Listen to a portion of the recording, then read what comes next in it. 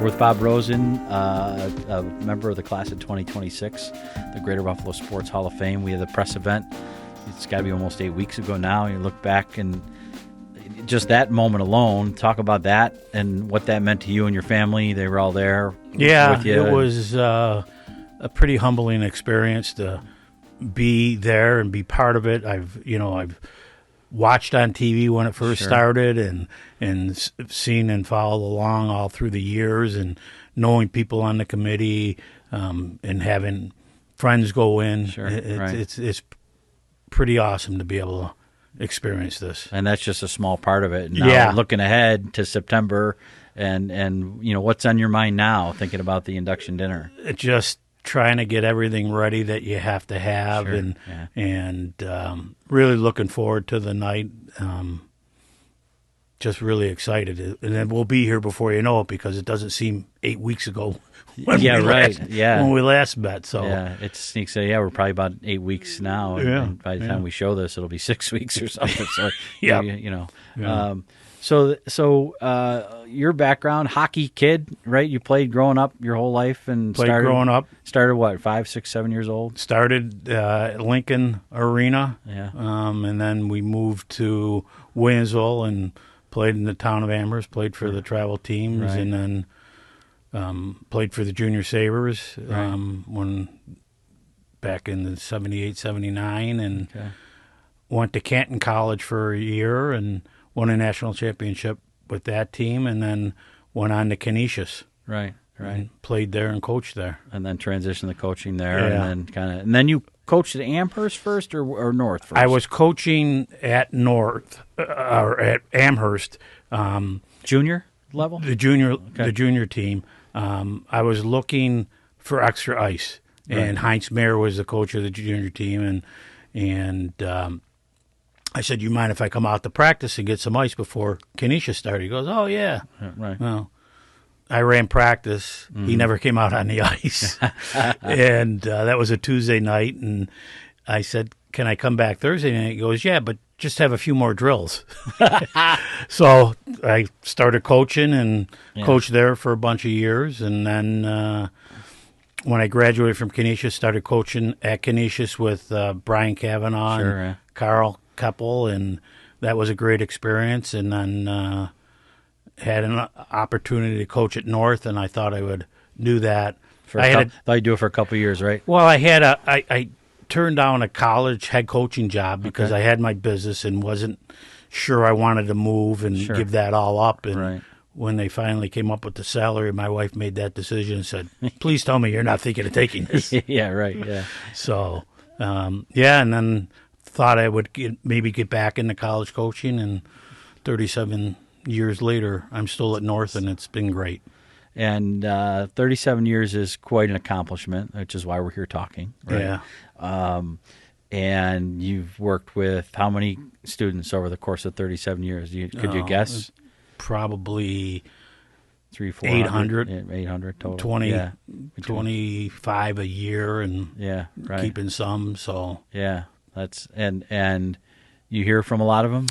I do, and that's one of the great benefits of coaching. You get to see kids. I mean, there's kids that I coached at Canisius College who are now 60 years old, and you see that transition of them live their life and go through, and professional, when you have a kid at 18, they look one way, and then when you see them in their 50s, I may need them to remember you, but I'll remember once they say the name. Then it's easy, but it jumps back in. And that's and I don't know that we don't have to go too far into this, but that's one of the beauties of sports. Right? We get lost in the drills and the games and the wins and losses and goals and assists and all that other stuff. But watching young men and women develop into adults and then adulthood, and a lot of times for you become friends, not just a coach-player thing. And you've probably been to weddings for some of your players and funerals probably and all that stuff. But and the life side of sports. And talk a little bit about it's not why you got into it, certainly, right? Because you wanted to coach hockey. But as you look back, how important has the life side of it been for you? the friendships was always a key. What I loved about playing was hanging out in the locker room afterwards and doing that, and having assistant coaches that you want to be around. Your brother being one. I mean, we're at Canisius College together, Right. and then he ended up coming, and having those lifelong friendships is something that we tried to promote, because I always thought that was important. Right. My best friends to this day are kids that I grew up playing hockey with. Sure. Right. And that's always been a major point of emphasis for myself, my assistant coaches. Those are the bonds that carry you through your life. Yeah. And you forget the hockey part of it, right? Yeah. You know, you remember games, you remember some stuff, but sure, but that's not that. It's the people you. It's the kids and seeing them and seeing how they develop, and is probably the most rewarding thing, more than the wins and more than everything else. Yeah, I teach sports in college at Niagara University, and I'll ask every year. I ask in a number of my classes, you all played, like they all played something, Right? And what's your favorite memory? And usually it's the friends and the ice cream and the whatever. And there's the guys, the women, men and women playing Division I, so they've won championships. They know they played at a high level, but it's the other stuff that they always remember looking back, and that's where sports really can make an impact. And looking back on teams and kids who are still friends in their 40s and 50s that they were friends with playing. Yeah, right. And seeing them now as adults with kids and their kids are playing. Yeah. And you see at the rink, you see the transition of kids you've coached, now they're kids, and I've coached long enough now that I have kids of people I've coached, right? Which makes you feel a little old. So let's talk a little bit about the hockey side of it, though. For you, you don't think of it, and you're not the kind of guy that would think of it in the middle of it. But 570 some wins, like that's amazing. Like, and you don't think of it as there's another one, right? I'm sure you're not going home I don't think you're going home every night. No. Honey, guess what? I got another one today. Yeah. But looking back, like, can you enjoy that? Like, you're still in the middle of it. You're still coaching, but at some point you'll retire from it and look back and think, I did all this. That's pretty neat. Yeah. But can you do it now at all? Can you reflect on it? You basically move from the end of the season to next year, planning and talking about it, what you're doing, how to get that team prepared. Right. That challenge is really what we focus on. Sure. Yeah, we're all competitive, extremely competitive, and you want to win. Right. And whatever it is, and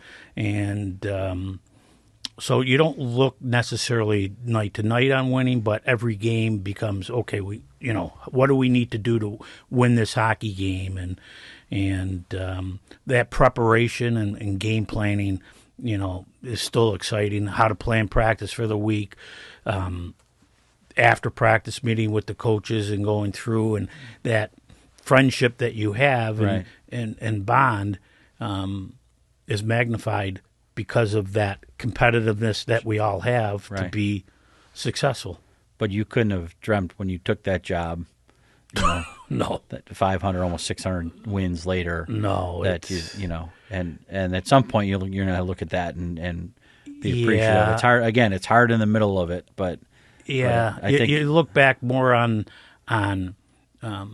the relationships and certain games and certain things and certain events. Yeah, right. But not really day to day on winning and losing. Some of the successful teams I've had isn't always the best winning record. Sure. It's seeing a group achieve more than you thought they could achieve. Sure, right. And that work ethic that they develop, and that work ethic you talk about life carrying on to their professional life, because we've had kids go on and play professional hockey, but so few. You're all going to get a job. Right. And one of the days after practice, we practiced that night, and I always say, you're all going to end up playing senior hockey at some point. Right. It's just some of you will get there before others. And when we walked out the one night, some might be there next year, actually. Yeah. There were 5 NHL players who played for the Sabres who were playing in the game afterwards. I said, all these guys play in the NHL. Yeah. Here they are playing men's Senior league on a hockey. Wednesday Yeah, night right, yeah. at 9:00. Yeah. So you'll be there. You'll be there at some point. Yeah. You mentioned there are games you remember and moments you remember. What are some of those that might stick out? Winning our first state championship, Yeah. winning the first Western New York championship. We were the first public school to do that. Right. And coming into the league, there were 8 teams, the 4 Catholic schools, 3 Winslow and Amherst. And the Catholic schools, about Senior Martin, had been playing for quite some time. So starting out, and to be able to win that first. Don't be taking a shot at the Catholic school. No, I won't. Because we both wore green and gold. Yes, so you we know. did. Yes, Yeah, so- yes, yep. Yeah. Some of my best friends went to Timon. But winning that first state championship, and then winning a state championship with my son, was pretty special. Because it's personal, right? Yeah, it was, and he grew up around North hockey and loved it and knew the kids and came out to practice and to be able to have the kids that he grew up playing hockey with, who I coach most of their youth hockey, Sure. and then have them on that state championship team was pretty special. And then you also mentioned, and I think this is important, I like to ask coaches this question. There are years that you go in and you might have a sense, okay, this is a special team. Like we have a chance to do some stuff this year if we do the stuff right. Yeah, and the most successful teams are teams that bond with one another. Right. They get along. You see that in the locker room. You see that on the ice. You see it in team first. Yeah. I have a bad habit of keeping kids around who don't necessarily going to play, Right. but they're good kids and work hard and never going to play. Right. And one of the kids, I said, listen, you're not going to play. Do you want to be part of this and Sure. practice and everything? And we were in the quarterfinals in West Genesee, and he hasn't played a shift. Yeah. He turns to me, he goes, I can't take this. I can't take it anymore. The stress is killing me. Yeah, right. I said, Sal, you're not going to play a shift. Right, just, right. just relax. But that reaction of how important it was for That he a kid. was that much a part of the team. Right. Yeah, and a huge part. Everybody has a role. Sure. And one role isn't more important than another Right. role. But how, and the other part too, you keep that kid around because he's important to the team. Yeah. Right? Yeah. Even though it's not on the ice, it's in the locker room, it's talking to other players, it's the post-game meal that you might have, and The hanging out. and the being role, on- everybody has a role, you said, right? Yeah, it's. I always tell a story. The part may have changed, but a Rolex watch you keep for time. Yeah, right. Well, if there's a small piece for $100 that breaks in your $20,000 watch, it doesn't keep time. Yeah. So it no longer works. Sure. Well, is that part more important than the whole? No, that part is just as important. Yeah. Because you can't keep time.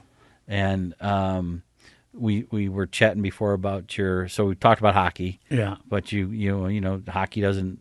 Well, you do play in the summer, but you don't coach in the summer. But in the summer, you're also pretty good around the golf course. So, talk about. Have you played your whole life? Did you start as a kid? I did start as a kid. I always played at Canisius because I didn't want to do the dry land training. I wasn't great at running. My legs were not long. So I said, I can't make dry land. I got a golf match today. Yeah. So I played, and then Kevin, I probably love that. oh yeah. Well, I got lapped the first time in doing the mile Yeah, by the third string goalie. with his pads on. I don't think he did, but he might have.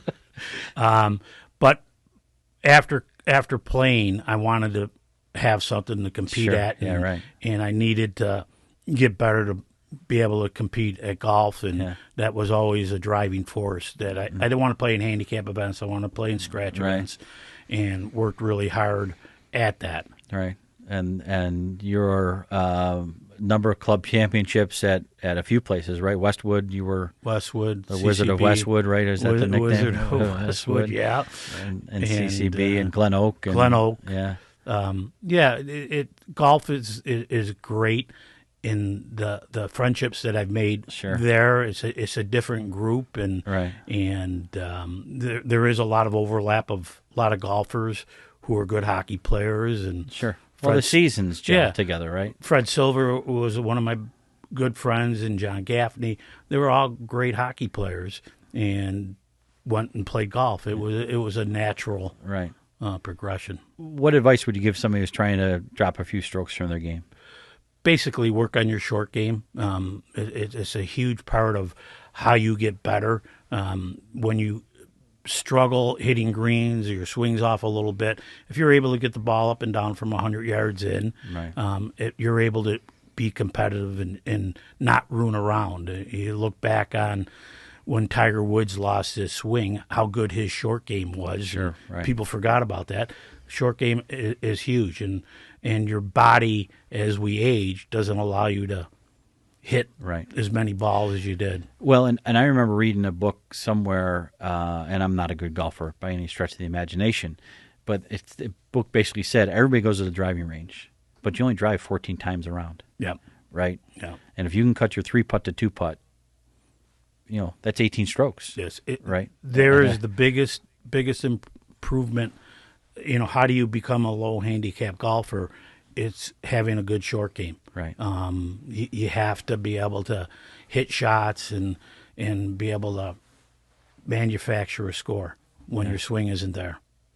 So September 24th, you've got friends coming, family coming, and what are you most excited about? Sharing it with my friends, Yeah. the people that help me get to where I am. Right. And you don't last as long as I did without good people around you. And I've been very fortunate to have great assistant coaches. Danny Mancuso, who played for me at Canisius and then became my assistant coach. Your brother John's been with me for over 20 years. My son's coaching with me. His friends that he grew up in, and seeing that and having that has been pretty special. And to be able to share that with those people is tremendous. So September 24th, Bob, certainly an honor that is well-deserved for your coaching career and hundreds of wins, which is, a huge number in any sport, but certainly hockey. Congratulations to you and your work on the golf course and the ice rink, and we look forward to see you with your family and friends September 24th at the Convention Center. Thanks for being with us today. Thanks, Tom.